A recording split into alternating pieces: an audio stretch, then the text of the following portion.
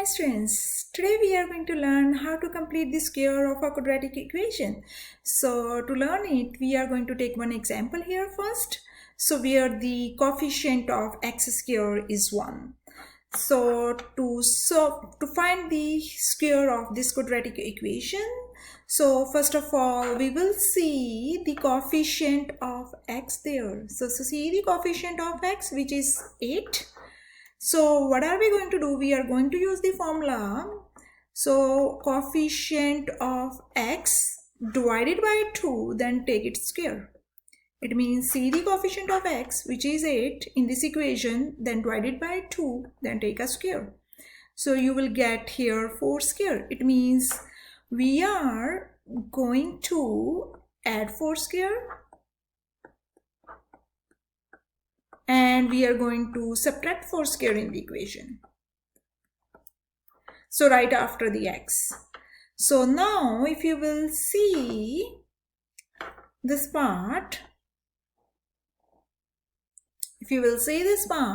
so we are going to write down here x plus, if there is a plus, then write down plus there. Then see the third term, which is 4 square, then take a whole square. Every time it will be like this. So the first variable x square, we will just take x from there, then positive sign from here, then plus 4 square was there, then we will write down only 4, then it's a whole square of x plus 4 whole square. So now we are just going to solve the rest of the terms.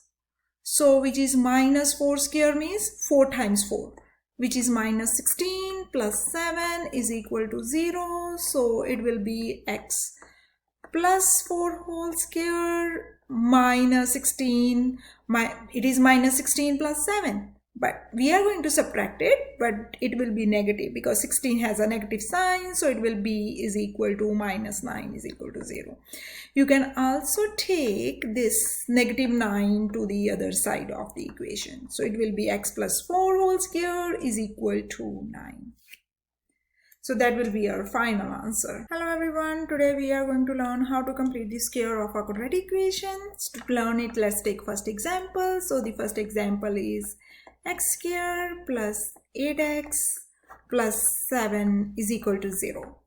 Okay, to start it with, first of all, we have to make sure that the coefficient of x square should be 1. Means the number multiplied with the x square should be 1. So right now we can see that with x square nothing is getting multiplied. It means it is understood it is 1.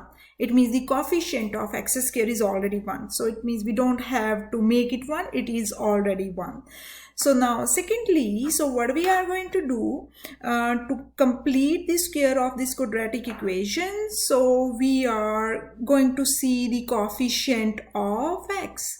The coefficient of x here is equal to 8. So what is the method of completing the whole square of a quadratic equation? You will just take the coefficient of x divided by 2, then take its whole square. So the coefficient of x is 8 divided by 2, then take a square, which will be is equal to 4 square. 8 divided by 2 is 4, which will be is equal to 4 square. It means ultimately, so we are going to add 4 square there and subtract 4 square. So then we are just going to rewrite here. So what we finally get, so x square plus 8x, we are just going to add 4 square here and we are going to subtract 4 square, so that we are going to balance the equation. We are not going to disturb our equation. So now if you will see this, so it is a whole square of x plus 4. Means write down the first term, x, not a square, just a x. Then write down this 4, x plus 4 whole square. If you want to verify how will you get x plus 4 whole square is equal to the same answer, so you can still verify. X plus 4 whole square will be is equal to x plus 4. X plus 4 is equal to, if you will just apply the distributive property, x square plus 4x 4 times x plus 4 times 4 is equal to 16. So it will be ultimately x squared plus 8x plus 16. So you can verify it. So it means it will be always like this. So take x from here, take the number from the third equation, third term, so x plus 4 whole square. So minus 4 square can be written as 16 plus 7 is equal to 0.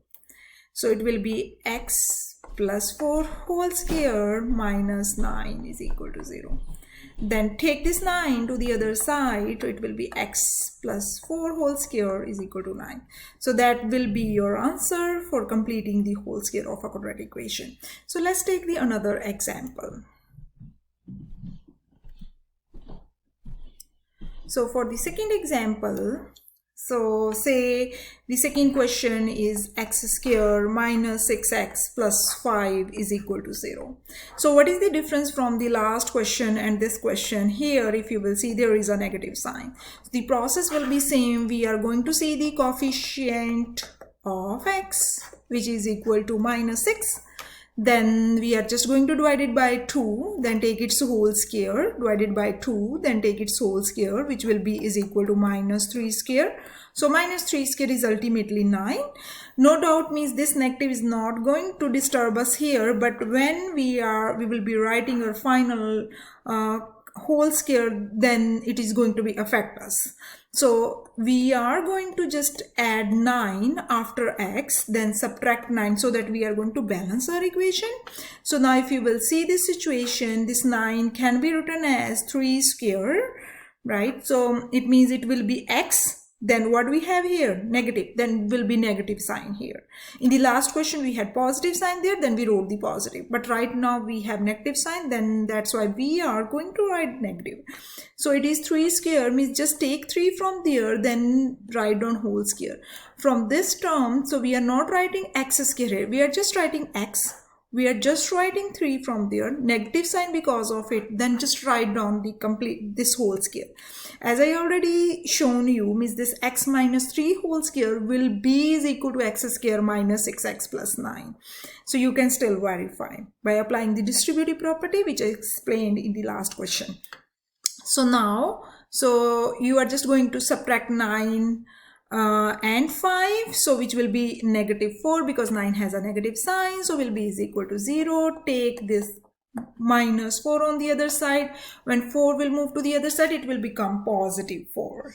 So when negative sign, negative number moves to the other side, it will become positive. Positive number move to the other side of the equal to sign, then it will become negative.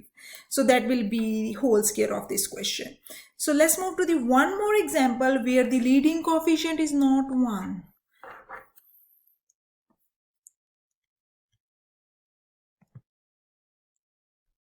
Okay. The third example is 3x square minus 18x plus 6 is equal to 0. So you can see here in this example, you can see here, so here we have negative 18 and this coefficient of x square is 3. So we have to make this coefficient as 1. So it means we have to divide this whole equation by 3, by 3 and by 3. It means we have to divide each term by 3. So 3 divided by 3 is 1. So it means ultimately we are going to get x square. 18 divided by 3 is minus 6. 6 divided by 3 is 2 is equal to 0. So now we have to complete the whole square, the same process. So we are going to just see the coefficient of x, which is equal to minus 6 instead of minus 18. We have to make the coefficient of x square as 1. Otherwise, this process will not be correct. So coefficient of x, then divided by 2, then take its square. The coefficient of x is minus 6, then divide it by 2, then take a square. 6 divided by 2 is 3. So, but negative sign was already there. Then minus 3 square is equal to 9. It means ultimately we are just going to add 9 there and subtract 9. So we have to add 9 first exactly after the terms with the x. Then after that, if you will see, so these terms, then you will be getting x plus No, you will be getting x square minus 3 whole square, right? You will not be getting x square, so you will be getting x minus 3 whole square. Means these are the mistakes you can do. You might write down here x square, you might write down positive, but it should be negative and it should be x minus 3 whole square. So minus 9 plus 2 is minus 7 is equal to 0. So x minus 3 whole square is equal to 7. That will be your final answer. I hope you better understand how to complete the whole square of any quadratic equation, even though there is a leading coefficient 1 or not 1. If there is a positive term with x or negative term with